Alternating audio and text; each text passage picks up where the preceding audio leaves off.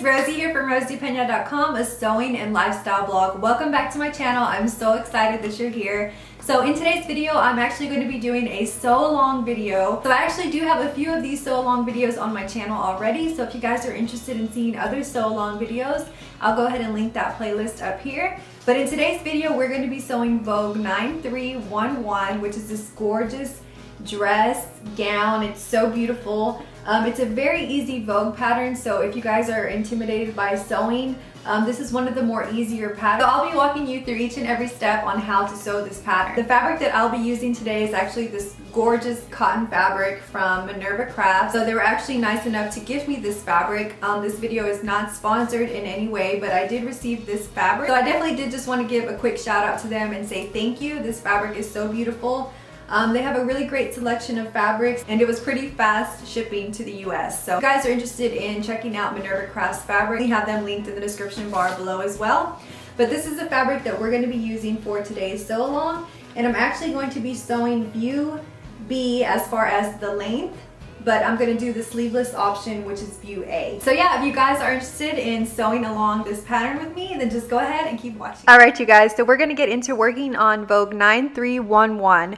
We're going to make the length version on view B, but we're going to choose the short sleeve option of view A. If you're a beginner, I suggest just looking through your pattern, reading the front cover, and also checking the back to read the pattern description and see if you need any notions. So the notions that we need for this pattern are 1/2 inch single fold bias tape. You can purchase this at the store or you can create your own. You'll also want to look at the finished garment measurement on the back of the pattern to determine what size you want to cut. So I ended up cutting a size 8. But you of course want to take your own measurements and determine what size you need to cut for your body. It's also a good idea to read through your pattern instructions just so you're familiar with each step before you get into the sewing. I like to run through each of the steps and highlight the steps that I'm going to be working on.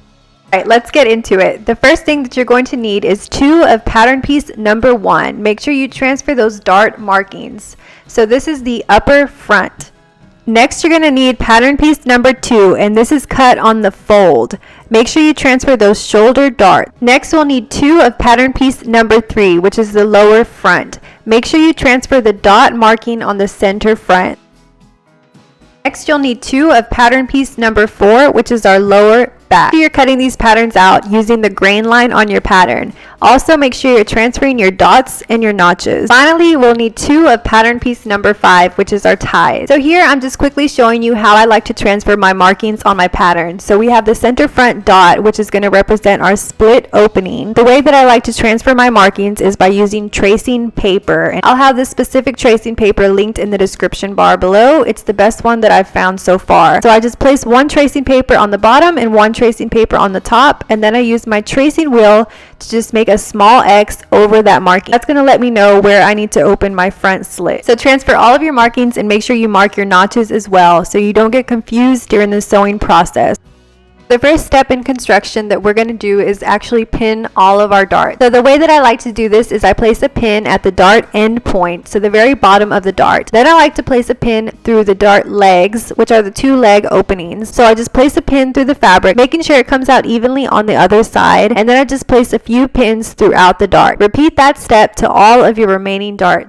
Go ahead and take your fabric to your sewing machine, and we're going to sew all of our darts in place. So first start sewing at your dart legs, and then you're going to sew all the way to the dart end point, which was the first place that you placed your pin. Don't backstitch at the end of your dart. You're going to sew off a few stitches, and then you're going to remove your fabric, leaving a few inches of loose thread, and then you're just going to want to tie a double knot at the very end point. Repeat this step for all of your remaining darts. So darts are designed to go over a curved part of the body, like your bust, your shoulders, or even your hips. The way that I like to press my darts is by using a pressing ham. So a pressing ham has a curved shape, which is designed to mimic a curved part of the body, such as your hips or your bust. Whenever you're pressing your darts, it's a good idea to use a pressing ham so the fabric and the darts will naturally want to go over those curved areas of your body. So I'll have this pressing ham linked in the description bar below, as well as the clapper tool that I like to use to press my darts and to keep them in place. The next step in making our dress is to place our fronts to our back with right sides together, and we're going to pin along both shoulder seams and both side seams. Once you finish pinning, take your fabric to your sewing machine and sew with 5/8 of an inch seam allowance. making sure to remove your pins as you go.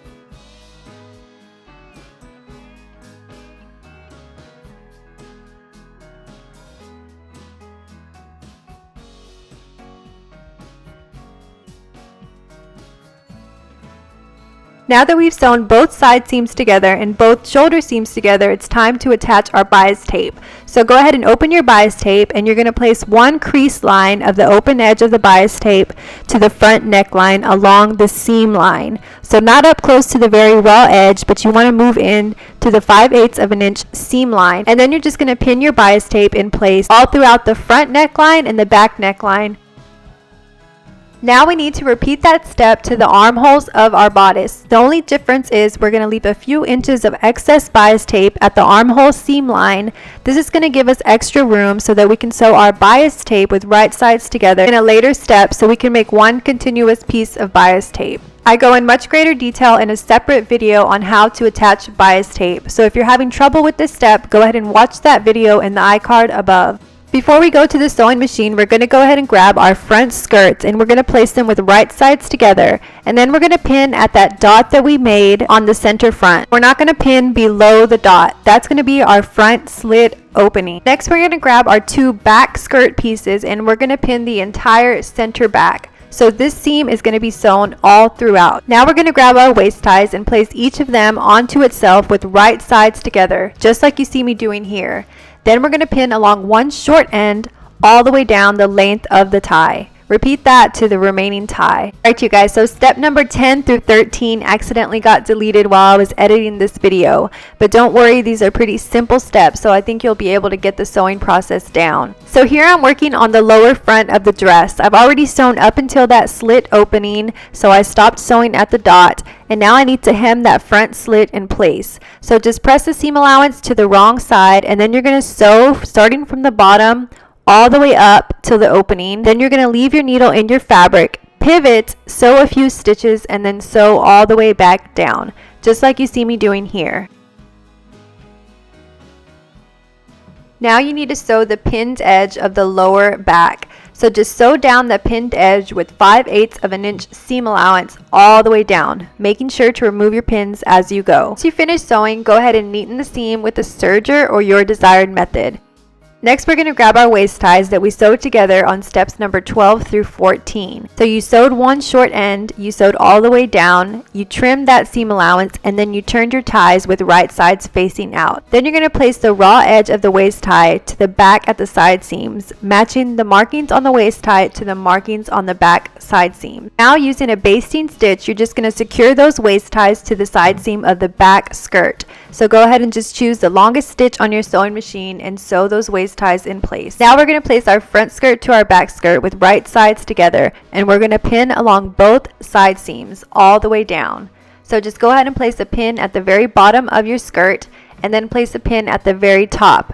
Once you've done that, just go ahead and continue pinning all throughout your side seams. Next, you're going to take your fabric to your sewing machine, and you're going to sew along both side seams with 5/8 of an inch seam allowance, making sure to remove your pins as you go.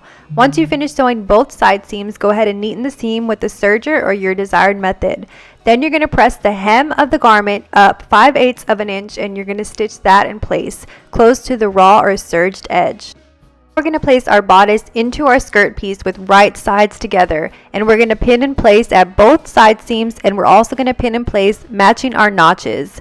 Once you've done that, you're going to take your fabric to your sewing machine, and you're going to sew around the entire skirt and the entire bodice through all layers with 5/8 of an inch seam allowance, making sure that you have all of your seams lined up. The lower center front of the bodice should be side by side, or you can slightly overlap it like I've done here. Once you finish sewing your seam, go ahead and neaten with the serger or your desired method, and then you're going to press the seam down. Alright you guys, once you finish sewing the waist seam, the last thing to do is to tie a bow at the center back of the dress. Once you finish with that step, you're all done with Vogue 9311. I hope you guys enjoyed this tutorial. Make sure to like the video if you'd like to see more sew along videos. Also subscribe if you haven't already. Thank you guys so much for watching. Make sure to visit the blog rosypena.com to see all of the photos for this finished dress. Thank you guys again, and I'll see you in my next video. Bye guys.